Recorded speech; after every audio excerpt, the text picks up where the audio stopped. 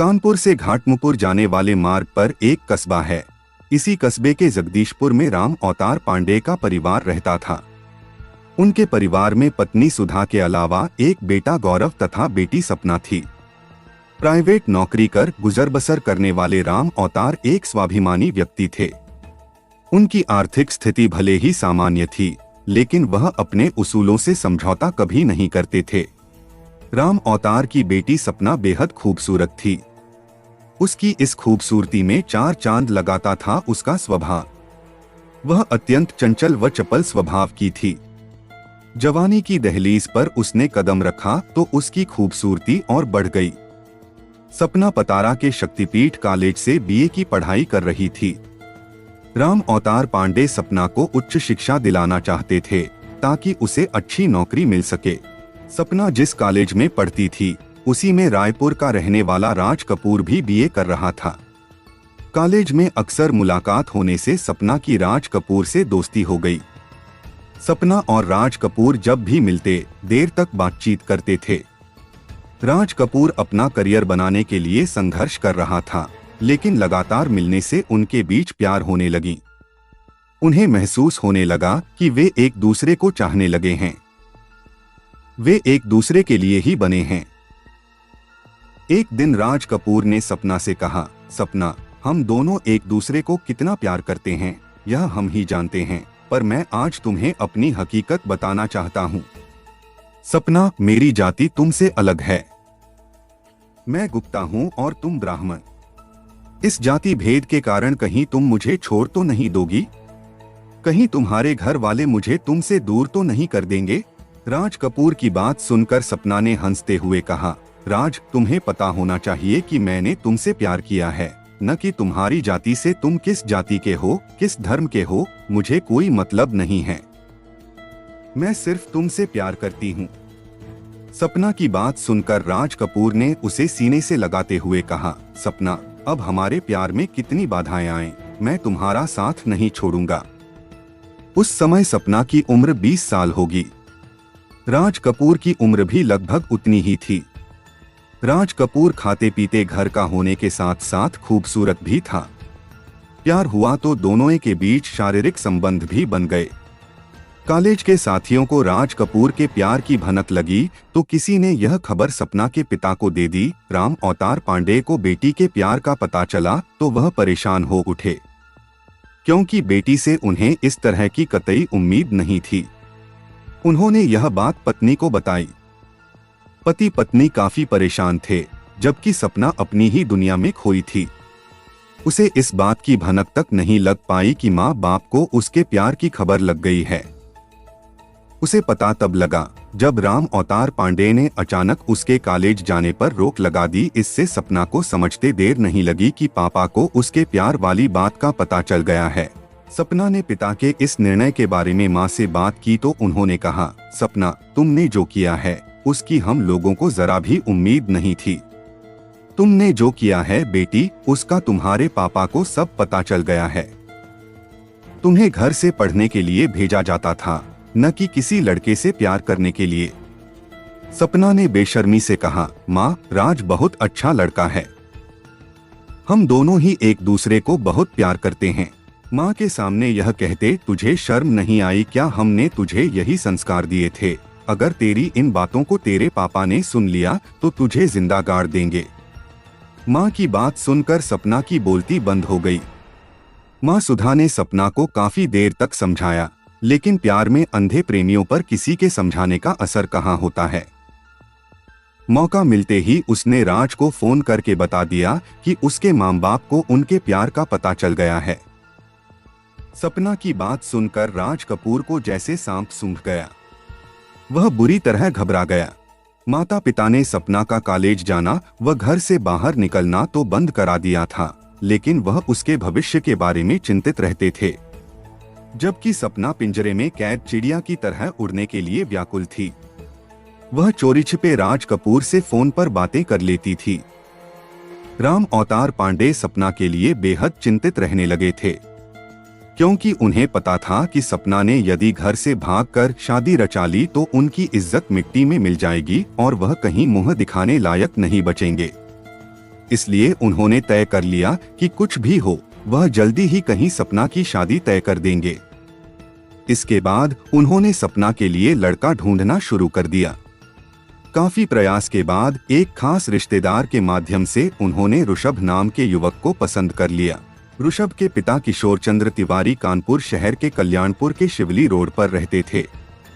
वह उत्तर प्रदेश पुलिस में दरोगा के पद से रिटायर हो चुके थे। उनकी पत्नी मधु तिवारी फूड इंस्पेक्टर थीं। उनकी असमय मौत हो चुकी थी। किशोर चंद्र व मधु निस्संतान थे। ऋषभ को उन्होंने किसी आश्रम से बचपन में गोद लिया था। उन्होंने ऋषभ को पढ़ा लिखाकर योग्य बनाया था। ऋषभ कंप्यूटर का व्यवसाय करता था। किशोर चंद्र तिवारी की आर्थिक स्थिति मजबूत थी। वह करोड़पति आदमी थे। शिवली रोड पर उनका तिमंजिला आलीशान मकान था। इसके अलावा कई प्लॉट और लखनऊ में भी एक बड़ा प्लॉट था। उनका बैंक बैलेंस भी अच्छा खासा था। इस पूरी प्रॉपर्टी का वारिस ऋषभ ही था। पत्नी की मौत के बाद घर संभालने वाला कोई नहीं था, इसलिए वह ऋषभ की शादी को लालायित थे। वह किसी सामान्य परिवार की ब्राह्मण लड़की को बहू बनाना चाहते थे। जब राम अवतार पांडे अपनी बेटी सपना का रिश्ता लेकर आए तो उन्होंने रिश्ते को स्वीकार कर लिया। इधर सपना को जब पता चला कि उसके घर वालों ने उसका रिश्ता तय कर दिया है तो वह चिंतित हो उठी। उसने इस रिश्ते का विरोध भी किया, लेकिन जब मां द्वारा उसे पता चला कि लड़का करोड़पति बाप का बेटा है और सास की भी समस्या नहीं है, वह घर पर एक छत्र राज करेगी, तो उसका विरोध बंद हो गया। उसने तो तय कर लिया था कि वह ऋषभ से नहीं, उसकी दौलत से शादी रचा रही है। राज कपूर को जब सपना की शादी तय हो जाने की जानकारी हुई तो राज कपूर ने उसी वक्त फोन पर सपना से बात की और उसे पतारा के हनुमान मंदिर पर मिलने को कहा। कुछ समय बाद सपना और राज कपूर हनुमान मंदिर के पास पहुंच गए। राज कपूर ने सपना को अजीब नजरों से देखा, फिर पूछा, सपना, मैंने सुना है कि तुम्हारी शादी तय हो गई है। सपना ने बोला, तुम सही सुना, मेरा शादी तय हो गया, लेकिन प्यार तो तुम मुझसे करती हो। तुमने मुझसे शादी रचाने का वादा भी किया था, फिर किसी दूसरे के साथ शादी क्यों रचा रही हो? राज, यह मेरी मजबूरी है। घर वालों की इज्जत की खातिर मैं ऋषभ से शादी कर रही हूँ। वह मुझे बिल्कुल भी पसंद नहीं है। मैंने शादी का विरोध भी किया था, लेकिन घर वाले नहीं माने। सपना ने बोला, राज, तुम परेशान मत हो, मैं जितना प्यार तुमसे करती हूँ शादी के बाद भी उतना ही करती रहूंगी। तुम मेरा पहला प्यार हो जिसे मैं नहीं भुला पाऊंगी। एक वादा मैं तुमसे और करती हूँ कि शारीरिक मिलन शादी के बाद भी होता रहेगा। इसके लिए मुझे चाहे कोई भी जतन करना पड़े। वैसे भी राज, मैं शादी ऋषभ से नहीं, उसकी दौलत से कर रही हूँ। सपना शादी के लिए राजी हो गई थी, इसलिए राम अवतार पांडे ने 22 फरवरी 2020 को सपना का विवाह ऋषभ तिवारी के साथ धूमधाम से कर दिया। सपना ऋषभ की दुल्हन बनकर ससुराल आ गई। ससुराल में सपना को जिसने भी देखा उसी ने उसके रूप सौंदर्य की सराहना की। किशोर चंद्र तिवारी भी सुंदर पढ़ी लिखी बहू पाकर खुश थे। शादी के बाद बड़े प्यार से सपना और ऋषभ ने जिंदगी की शुरुआत की। सपना ने ससुराल आते ही घर संभाल लिया था। उसने ससुर किशोर चंद्र की सेवा कर उनका भी दिल जीत लिया था। वह सपना पर अटूट विश्वास करने लगे थे। यही कारण था कि उन्होंने सपना को घर की चाबी सौंप दी थी। सपना अपनी इस सेवा के बदले ससुर से कोई न कोई डिमांड करती रहती थी। न चाहते हुए भी किशोर चंद्र को सपना की डिमांड पूरी करनी पड़ती थी। सपना ने अपनी खूबसूरती के लटके झटके दिखाकर पति ऋषभ को भी अंगुलियों पर नचाना शुरू कर दिया था। ससुराल में सपना मोबाइल फोन पर अपने प्रेमी राज से अक्सर बातें करती थी। बतियाने को लेकर उसका पति ऋषभ उसे टोकता तो बहाना बना देती कि वह अपनी सहेली से बतिया रही थी। शादी को अभी 6 महीने भी नहीं बीते थे कि राज कपूर सपना की ससुराल आने जाने लगा। उसने सपना से शारीरिक रिश्ता भी बना लिया था। वह प्रेमी राज को ऐसे समय बुलाती जब उसका पति ऋषभ घर से बाहर होता और ससुर गहरी नींद में होते। किशोर चंद्र के मकान में सुरेंद्र सिंह यादव नाम का एक युवक किराए पर रहता था। उसका घर से कुछ दूरी पर ही आशा मेडिकल स्टोर था। राज कपूर का घर में वकील भी सपना पर डोरे डालने लगा और उसे ललचाई नजरों से देखने लगा। एक दिन उसने सपना से कहा, भाभी, अगर तुम दोनों की असलियत का पता ऋषभ भैया व बाबूजी को चल जाए तो अंदाजा लगाओ कि उन पर क्या बीतेगी। उनकी इज्जत तो मिट्टी में ही मिल जाएगी। इसके अलावा तुम्हारा हाल क्या होगा। सुरेंद्र सिंह की बात सुनकर सपना घबरा गई और गिड़गिड़ाने लगी, नहीं नहीं, उन्हें कुछ मत बताना। मैं तुम्हारी हर बात मानने को तैयार हूँ, फिर चाहे धन हो या तन। मुझे धन नहीं, तुम्हारा तन चाहिए। जिस तरह तुम अपने प्रेमी को खुश रखती हो उसी तरह मुझे भी खुश रखना होगा। इसके बाद सपना ने सुरेंद्र सिंह के साथ शारीरिक रिश्ता कायम कर लिया। अब सपना दो प्रेमियों की बाहों में झूलने लगी। राजपुर का आना जाना पड़ोसियों को भी खटकने लगा था। उन्होंने किशोर चंद्र तिवारी व उसके बेटे के कान भर दिए। पड़ोसियों की बात सुनकर किशोर चंद्र का माथा ठनका। उन्हें भी दाल में कुछ काला नजर आया।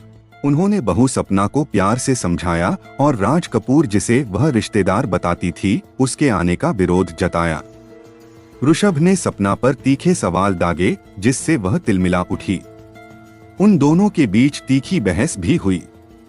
किसी तरह किशोर चंद्र ने मामला शांत कराया। विरोध निगरानी के चलते राज कपूर का सपना की ससुराल आना मिलन बंद हो गया। अब दोनों की बात फोन पर ही हो पाती। कभी कभी वह वीडियो कॉलिंग भी कर लेती या फिर व्हाट्सएप के जरिए उससे जुड़ती थी।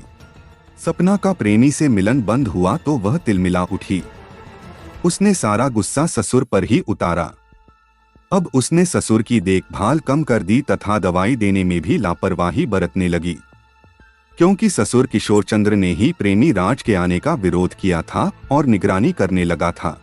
सपना सावधान इंडिया, क्राइम पेट्रोल जैसे सीरियल टीवी पर देखती थी। एक दिन उसने किसी एपिसोड में देखा कि यदि किसी बीमार व्यक्ति को दवा की ओवरडोज दे दी जाए तो वह ठीक होने के बजाय अधिक बीमार हो सकता है और उसकी मौत भी हो सकती है। सपना के ससुर किशोर चंद्र बीमार रहते थे, इसलिए सपना ने उन्हें दवा की ओवरडोज देने का प्लान बनाया। अब शातिर सपना ने मौत का खूनी खेल शुरू किया। वह दिखावे के तौर पर ससुर की खूब सेवा करने लगी, लेकिन साथ ही शुगर की दवा की ओवरडोज भी देने लगी। सपना का नाजायज रिश्ता मेडिकल स्टोर चलाने वाले सुरेंद्र सिंह से पहले से ही था, तो वह उसके मार्फत कुछ ऐसी दवाएं भी मंगाने लगी जो फेफड़ों के लिए ज्यादा खतरनाक थीं। इन दवाओं के देने से किशोर चंद्र गंभीर बीमार पड़ गए और जुलाई 2022 में उनका निधन हो गया। कोई जान ही नहीं पाया कि किशोर चंद्र की मौत कैसे हुई। सभी ने उनकी मौत को सामान्य मौत समझा। ऋषभ स्वयं भी पत्नी के षड्यंत्र से अनजान रहा। पिता की मौत से ऋषभ तो दुखी था, लेकिन सपना मन ही मन खुश थी। कुछ दिन घर में गम का माहौल रहा। उसके बाद सब कुछ सामान्य हो गया। सपना अब पूरी तरह से स्वतंत्र हो गई थी। वह प्रेमी राज को फिर घर बुलाने लगी। उसकी रंगरियां फिर शुरू हो गईं। वह राजपुर को उस दिन बुलाती जब ऋषभ लखनऊ या दिल्ली चला जाता। ऋषभ को अपने व्यवसाय के सिलसिले में उसे दिल्ली, लखनऊ व अन्य कई शहरों में जाना पड़ता था। अक्टूबर 2022 में उसे एक सप्ताह के लिए दिल्ली जाना पड़ा। पति दिल्ली चला गया तो सपना ने प्रेमी राज को घर बुला लिया। वह रात को भी वहीं रुकता और सपना के साथ रंगरलियां मनाता। एक रात बिस्तर पर मिलन के दौरान सपना ने पूछा, राज, इस तरह हम कब तक लुका छिपी का खेल खेलते रहेंगे? क्या और कोई रास्ता नहीं है? सपना ने बोला, तुम ऋषभ को निपटा दो, उसके बाद मैं तुम्हारी हो जाऊंगी और उसकी करोड़ों की प्रॉपर्टी भी हमें मिल जाएगी। हम दोनों पूरी जिंदगी ऐश करेंगे। सपना की बात सुनकर राज कपूर पूरी तरफ से खुश हो गया। राज कपूर ने बोला, यह काम अकेले नहीं हो सकता, किसी को साथ मिलाना होगा। सपना, उसे पैसों का लालच भी देना होगा। लगभग एक सप्ताह बाद ऋषभ दिल्ली से वापस आया तो पड़ोसियों ने उसे बताया कि जितने दिन वह घर से बाहर रहा उतने दिन एक युवक उसके घर अड्डा जमाए रहा। वह रात को भी घर में रुकता था। यह सुनकर ऋषभ का गुस्सा 7वें आसमान पर पहुंच गया। घर आकर उसने उस युवक के बारे में सपना से पूछा तो वह साफ मुकर गई। ऋषभ ने जब सख्ती की तो सपना ने बताया कि वह युवक उसका रिश्तेदार तथा कॉलेज में साथ पढ़ने वाला राज कपूर था। ऋषभ समझ गया कि सपना के उससे नाजायज संबंध हैं। उस रोज ऋषभ ने सपना के साथ खूब मारपीट की। इस मारपीट ने आग में घी का काम किया। सपना ने पति की हत्या की सुपारी 3 लाख रुपए में अपने प्रेमी राज कपूर को दे दी। राज कपूर ने सत्येंद्र सिंह को सारी बात बताई और अपने साथ मिला लिया। पैसों के लालच में सत्येंद्र सिंह अपने मालिक राज कपूर का साथ देने के लिए राजी हो गया। लगभग 50,000 रुपया उसने सपना से सत्येंद्र सिंह को दिलवा भी दिया। इसके बाद राज कपूर और सत्येंद्र सिंह सपना के पति ऋषभ की हत्या करने के लिए उसका पीछा करने लगे। लखनऊ आते जाते वे दोनों उसका पीछा करते, लेकिन उन्हें मौका नहीं मिलता। 27 नवंबर 2022 की सुबह सपना को पता चला कि शाम को उसका पति ऋषभ एक शादी समारोह में शामिल होने चकरपुर पंचायत घर जाएगा। उसने इसकी जानकारी अपने प्रेमी राज कपूर को दी और पति की स्कूटी का नंबर भी नोट करा दिया। सपना ने फोन पर राज कपूर से कहा कि आज उसका काम तमाम हो जाना चाहिए। ऋषभ रात 8 बजे अपने दोस्त मनीष के साथ चकरपुर पंचायत घर पहुंच गया। उसने स्कूटी पंचायत घर के बाहर खड़ी कर दी। कुछ देर बाद राज कपूर भी सत्येंद्र सिंह को साथ लेकर बाइक से चकरपुर पहुंच गया। वहां उन दोनों ने सुआ से ऋषभ की स्कूटी पंक्चर कर दी। रात 10 बजे ऋषभ और मनीष खा पी कर शादी समारोह के बाहर आए तो देखा कि उनकी स्कूटी का पहिया पंक्चर है। पंक्चर बनवाने के लिए वे स्कूटी पैदल ही हाईवे तक लाए। ऋषभ जैसे ही होटल की तरफ चले तभी घात लगाए बैठे राज कपूर व सत्येंद्र सिंह ने ऋषभ पर चापड़ से कातिलाना हमला कर दिया। ऋषभ की गर्दन व कंधे पर गहरी चोट लगी और वह वहीं खून से लथपथ होकर गिर पड़ा। मनीष ने थाना सचेंडी पुलिस को सूचना दी तो SHO प्रद्युम्न सिंह पुलिस दल के साथ आ गए। उन्होंने घायल अवस्था में ऋषभ को हैलट अस्पताल में भर्ती कराया। मनीष की सूचना पर सपना भी अस्पताल पहुंच गई और रोने पीटने का नाटक करने लगी। कुछ समय बाद ऋषभ को होश आया तो सपना ने उसे कानपुर के चर्चित मधुराज नर्सिंग होम में भर्ती करा दिया। रात में राज कपूर ने सपना को मैसेज भेजा कि काम हो गया। जवाब में सपना ने मैसेज किया कि वह तो बच गया। दूसरे रोज सपना ने अपने पड़ोसी रामकिशन विश्वकर्मा के खिलाफ पति पर जानलेवा हमला करने की रिपोर्ट दर्ज करा दी। सपना ने SHO प्रद्युम्न सिंह को बताया कि रामकिशन विश्वकर्मा से उसका पैसों के लेन देन को लेकर विवाद चल रहा है। इसी रंजिश में उसने हमला करवाया है। ऋषभ लगभग 3 दिन तक मधुराज नर्सिंग होम में रहा। उसके बाद उसे छुट्टी मिल गई। सपना ऋषभ को घर ले आई। ऋषभ की जान बच गई तो उसने पति को मारने के लिए भी प्लान तैयार किया। इस प्लान में उसने प्रेमी राज कपूर व मेडिकल स्टोर संचालक सुरेंद्र सिंह को शामिल किया। उसने जिस तरह दवा में ओवरडोज देकर ससुर को मारा था, उसी तरह पति को भी मारने का जतन करने लगी। सपना ने ऋषभ को दवा की ओवरडोज देनी शुरू कर दी। ऋषभ शुगर का भी मरीज था, फिर भी सपना ने उसे ग्लूकोज का इंजेक्शन लगवा दिया। 3 दिसंबर 2022 को ऋषभ की हालत बिगड़ी तो सपना ने प्रेमी राज कपूर को व्हाट्सएप मैसेज भेजा कि ऋषभ की हालत बिगड़ रही है। उसकी समझ में नहीं आ रहा है कि वह क्या करे। इस पर राज कपूर ने जवाब भेजा कि वह ऋषभ को लेकर किसी अस्पताल भागे, इलाज का नाटक करे जिससे सभी को लगे कि उसकी बीमारी से मौत हुई है। इसके बाद सपना ऋषभ को लेकर अस्पताल गई, जहां उसकी मौत हो गई। 5 दिन पहले ऋषभ पर जानलेवा हमला हुआ था और उसकी पत्नी सपना ने पड़ोसी रामकिशन के खिलाफ रिपोर्ट भी दर्ज कराई थी। इसलिए शक के आधार पर SHO प्रद्युम्न सिंह ने ऋषभ के शव का पोस्टमार्टम कराया, लेकिन पोस्टमार्टम रिपोर्ट चौंकाने वाली थी। पोस्टमार्टम रिपोर्ट में ऋषभ की मौत प्राणघातक हमले में आई चोटों से नहीं, बल्कि लीवर और किडनी में संक्रमण होने से हुई थी। पोस्टमार्टम रिपोर्ट की जानकारी SHO ने पुलिस अधिकारियों को दी तो DCP तथा ACP निशंक शर्मा घटनास्थल पर मौका मुआयना करने पहुंचे। इसके बाद उन्होंने ऋषभ की संदिग्ध मौत की जांच हेतु एक पुलिस टीम गठित कर दी। इस गठित पुलिस टीम ने अपनी जांच ऋषभ पर हुए हमले से शुरू की। सर्विलांस के जरिए जब टीम ने हाईवे घटनास्थल पर घटना के समय एक्टिव मोबाइल नंबरों को खंगाला तो पता चला वहां पर आरोपी रामकिशन विश्वकर्मा का मोबाइल एक्टिव नहीं था, लेकिन 2 अन्य संदिग्ध नंबर एक्टिव थे। पुलिस टीम ने उन नंबरों की कॉल डिटेल्स का मिलान मृतक ऋषभ की पत्नी सपना की कॉल डिटेल्स से किया तो पता चला कि एक नंबर पर सपना की बात होती थी। घटना के कुछ देर बाद ही उससे सपना को कॉल की थी। पुलिस ने उस नंबर की छानबीन की तो वह रायपुर निवासी राज कपूर का निकला। पुलिस ने जब राज कपूर की छानबीन की तो पता चला कि वह सपना का प्रेमी है। सपना के उससे शादी के पहले से प्रेम संबंध है। शक के आधार पर पुलिस ने सपना और राज कपूर को पकड़ा और सख्ती से पूछताछ की तो दोनों टूट गए और ऋषभ की हत्या का जुर्म कबूल कर लिया। सपना ने बताया कि उसने पति की हत्या के लिए 3 लाख की सुपारी प्रेमी राज कपूर को दी थी। उसने अपने कर्मचारी सत्येंद्र सिंह के साथ ऋषभ पर हमला किया था, लेकिन जब उसकी जान बच गई तो उसने पति को दवा की ओवरडोज देकर मार दिया।